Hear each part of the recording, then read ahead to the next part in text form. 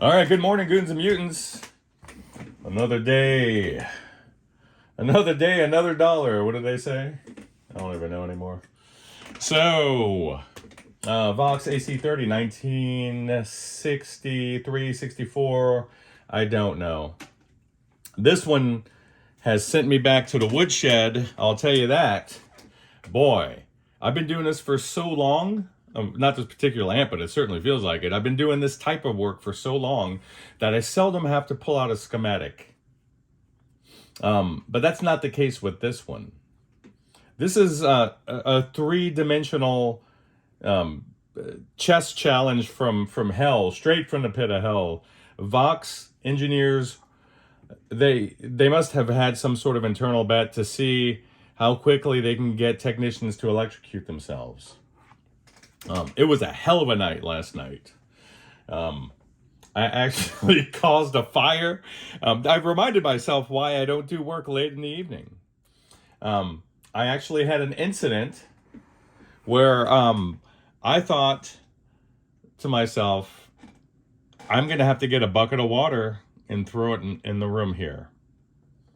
And no, I did not catch this amp on fire. This was a side thing that at some point I may come out and disclose. There's no damage to the house or anything like that, though it did hurt my ego a little bit. But don't work tired. Push away from the bench is what I'm trying to tell you guys. Don't be like me. We're back here with this pesky Vox. I'm realizing the fact that it's silent. Why is it silent? Because I was working in the wee hours and had a dummy load fixed up.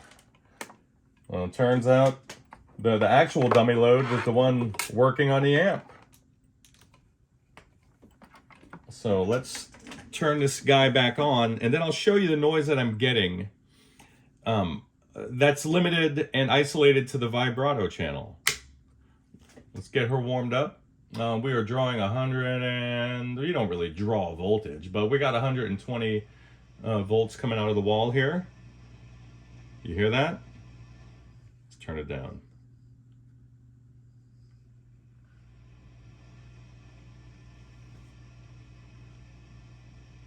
A bit of hiss. I'm okay with some hiss as the volume is maxed out. You're dealing with carbon comp resistance in the stream here. Hell, even if you take all of the plate loads and move them over to carbon films or better, arguably better, you're still dealing with the carbon tracks inside of the potentiometers, which is what? Yeah, it's a resistor. So you're going to get it from somewhere. But it's the intermittent rustling leaf sound or rushing water sound that's currently vexing the amp. So let's try to wrap our minds around this. Now, there's nothing. Now there's nothing. The volume of the vibe channel is off. It's completely off. Now there's no noise. Increasing the volume increases the noise. So what would you assume? You would assume that it has to be before the volume control. Well, it's not the case. You want to know why it's not the case? It's because the vibrato on this particular amp,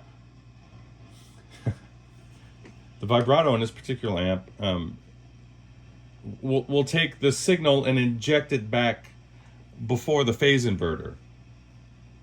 So if you have noisy caps in the vibrato circuit here, either the modulation or the vibrato bit, then increasing the signal in a preamp will increase the noise, and then it's injecting that noise back. Pre-phase inverter.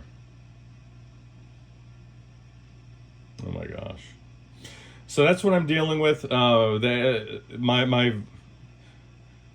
approach vector today or this morning is going to be going through the vibrato, which is actually, whether or not it's engaged, it's still influencing the noise level here.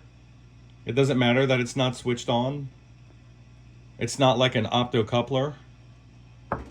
So this is what we're dealing with. And I said vibrato, I mean the oscillator. So let's see if we can attack this here and come up with some nice gains. All right, Paul. Hey, great talking to you, buddy. You got a live update. The rest of these goons and mutants are going to get the recorded one, and this one is for your archives. We're going to memorialize one of the final legs of the service here. The main thrust is behind us. Whew. All right, and I can't show everything. If you guys would see what this desk looks like, it's actually absolutely horrific. After combing through and changing some caps and resistors in the vibrato circuit, we no longer have that thing injecting noise into the phase inverter. So all the crackling is gone. All that's left is a glorious wash of white noise, which is awesome, being that the thing's at 10 for you really to get a sense of it. I like it. The routine service was done, all the mundane stuff, meaning the pots, jacks, tube sockets, all that good stuff, switches, scrubbing the circuit boards, the whole thing. All that's done. I've corrected the AC wiring on the primary side. I brought it to spec. We now have the hot going into the tip of the fuse, the neutral going to the switch. And I got to tell you guys out there, if you're tired of lugging around those brown boxes and variacs because you want to run your AC30 in a safe electrical environment, you don't need to take all that stuff along with you. Just you yourself or a competent tech can do this. What you'll do, instead of having your let me move this thing over here because I'm going to get questions. Actually, let me get a better shot for you. Bye. This is a terrible shot, but this is what you're going to get. So maybe you gotta look sideways. I don't know what you're going to do. Let me move her over. All right. So instead of the 0 volt tap being your starting point, you're going to get that thing out of the way. And obviously I need to heat shrink and tape this, heat shrink it and then zip it up with the rest of these little guys. You can see that we've taken a selector out of the equation. All you're going to do is you need to think about getting this thing down to a more mild voltage. How do we do that? Well, it's pretty easy. So what you'll do is you'll take the 245 volt tap and the 115 volt tap, purple and white respectively, violet and white respectively, and you'll use that. You'll run that to the switch and you'll get the differential. So you'll end up, you subtract those two, and then you'll end up with what? 130. That's 130 volts. You've now created a 130 volt option to run your amp in, and guess what it does? If your wall voltage creeps up to 125, it brings you right, well, in this particular amp, it brings it right to 100% max plate dissipation, which is great for this type of bias setup here. It brings us to 12 watts per tube. It's wonderful. If your wall voltage falls to, say, 120, it's going to bring you down to the high 80s for your max.